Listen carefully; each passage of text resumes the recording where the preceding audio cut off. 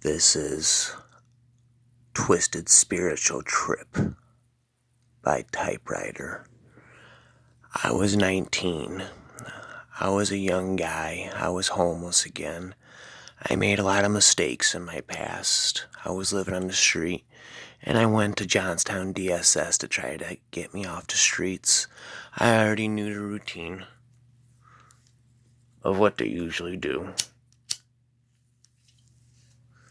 I followed their usual routine, and they suggested I go to Albany Capital City Admission,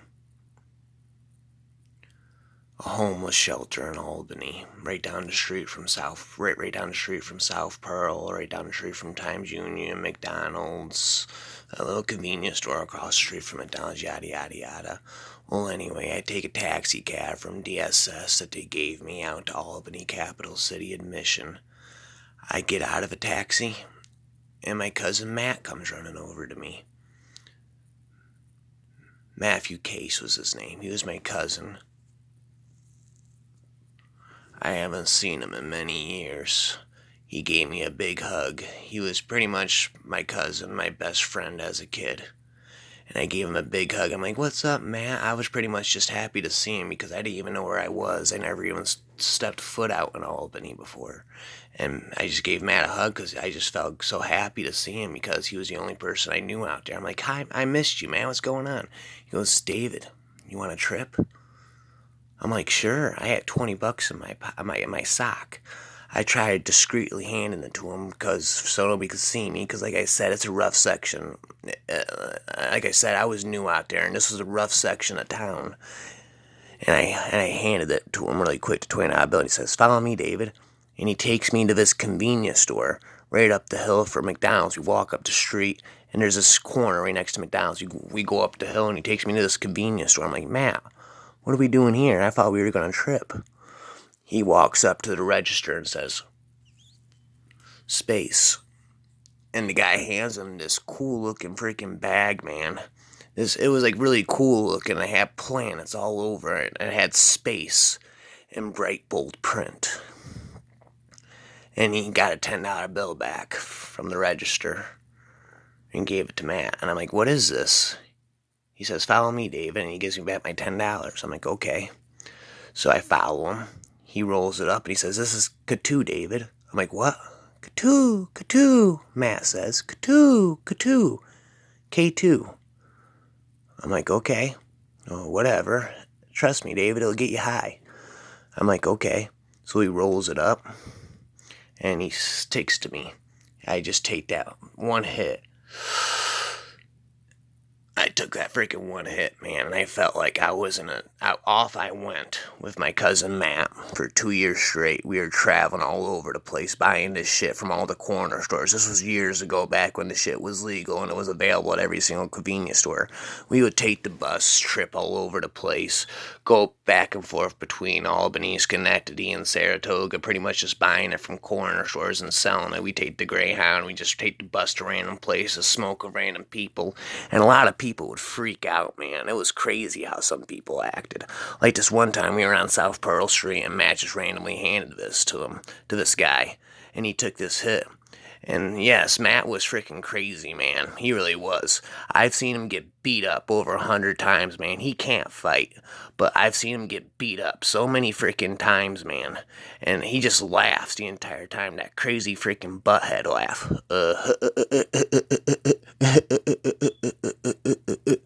It always used to drive me crazy, man. Like, no matter what happened, he'd always do this crazy laugh.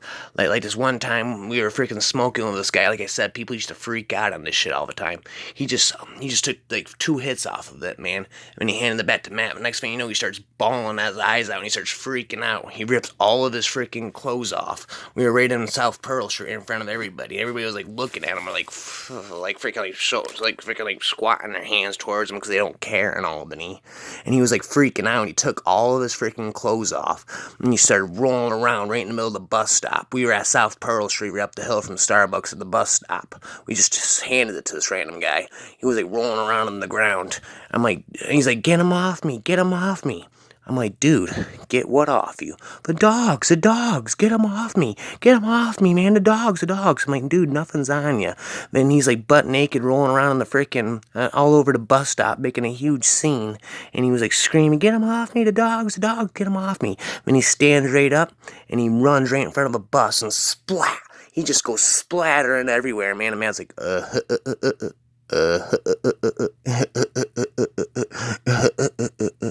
I'm like, come on, Matt, we gotta go. And I just freaking pulled him. And this one other time, man, this guy, when we were on this bridge, man, I was tripping. I really didn't know where we were. And Matt just stopped alongside this guy, and all of a sudden just handed him the joint and sat in the guardrail on this bridge. And he handed him the joint. And all of a sudden, the guy literally started, like, getting all freaky, man. He started talking about how his life isn't worth it anymore, and how his girl's cheating on him with this big black guy, and all this kind of shit, man. And he starts bawling his eyes out, and Matt starts laughing.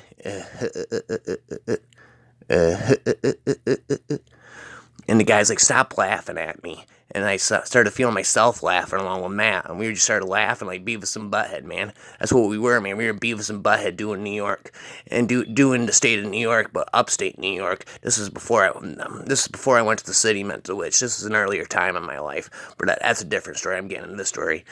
This guy's like, stop laughing at me, man. I'm going to jump off the bridge. Matt started laughing, and I started feeling myself laughing like Matt. We just both started doing that laugh. Like, stop laughing at me, man. I'm gonna jump off the bridge. I swear to God. Stop laughing at me.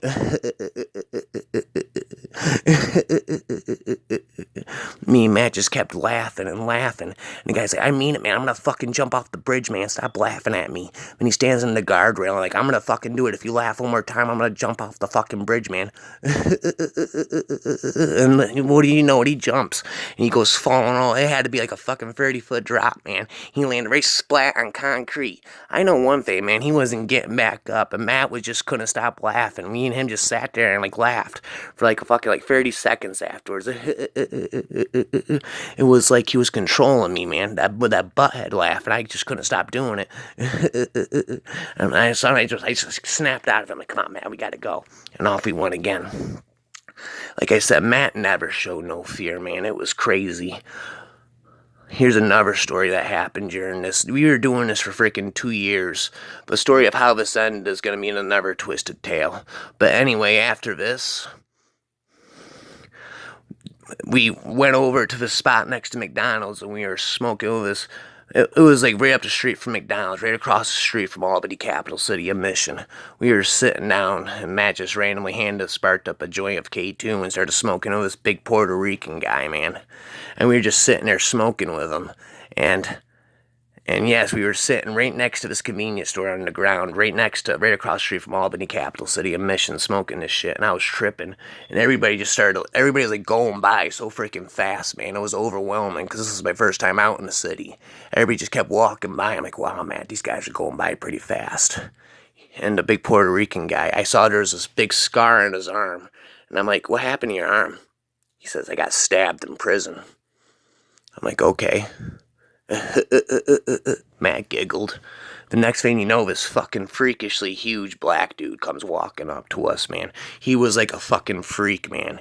He freaking walked right up to us. He had to be like fucking like 6'8", man. He was wearing this wife beater and these green pants, and he had this freaking scarf around his arm, and he was bald, and he was wearing these freaking glasses.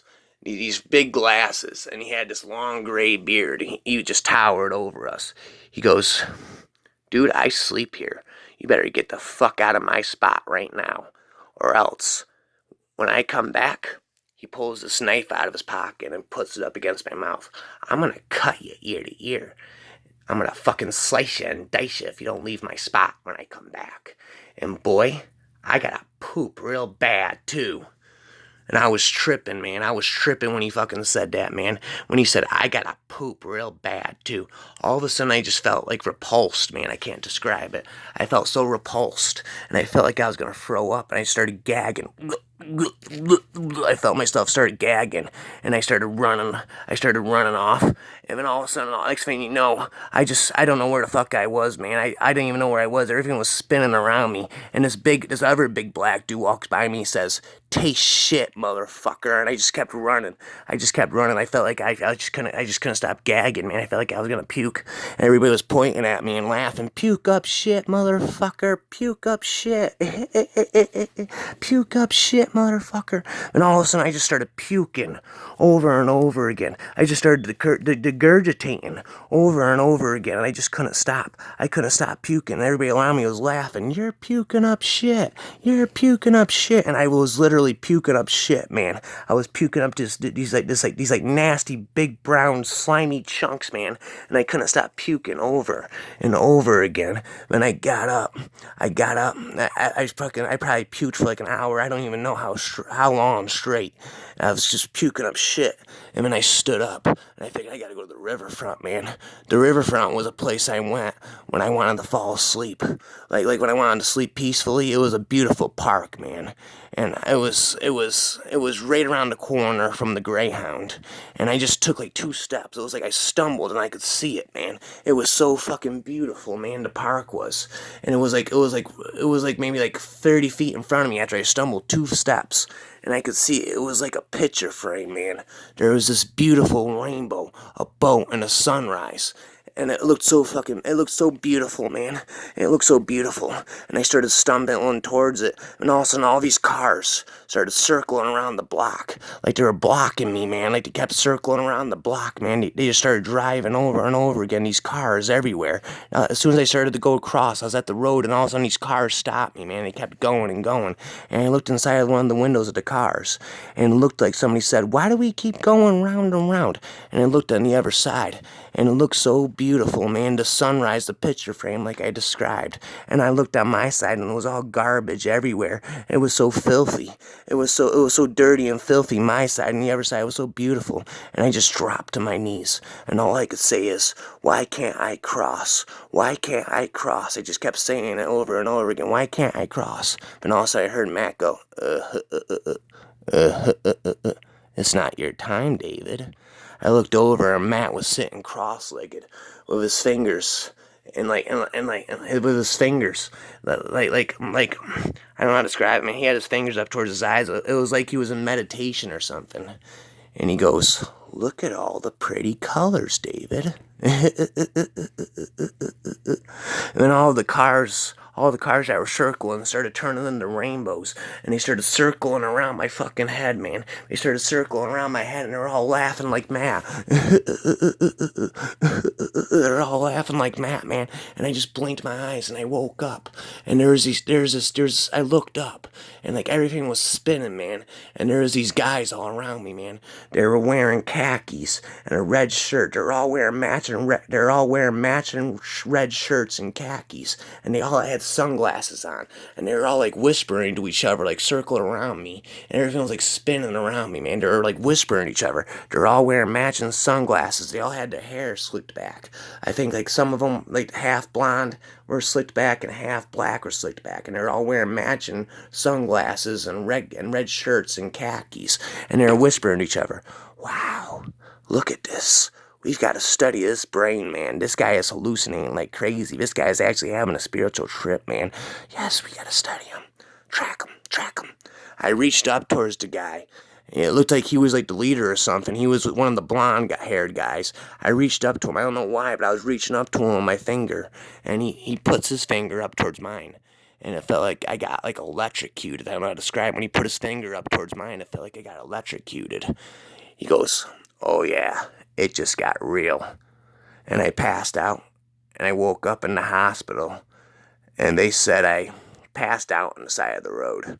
And the protocol for K2 at that time was just to bring him to the hospital and let him sleep it off. And like I said, they said they found me passed out on the side of the road, and they took me to Albany Memorial, and I woke up, and it was like it never happened. And I continued on that journey for 3 years. And tales are gonna come, and Twisted Spiritual Trip Tales by Typewriter.